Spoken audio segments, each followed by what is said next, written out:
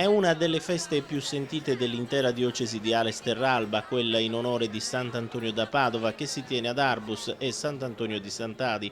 Nel centro minerario, per l'occasione, fanno rientro in paese gli emigrati e si incontrano le comunità in cui il simulacro viene portato in processione, vale a dire Arbus, Guspini e la piccola frazione di Sant'Antonio di Sant'Adi. Quest'anno, per la prima volta nella storia, hanno preso parte alla processione più lunga della Sardegna, con i suoi 35 km di percorso, anche i sindaci di Arbus e Guspini, come a sancire la fine dei campanili su una festa che è di tutti e non di un singolo comune. Durante i 4 giorni di festeggiamenti vengono messi da parte i problemi della frazione, che cerca da sempre la via dello sviluppo attraverso un rilancio turistico che porti la borgata di Sant'Antonio di Sant'Adi ad avere almeno i servizi primari.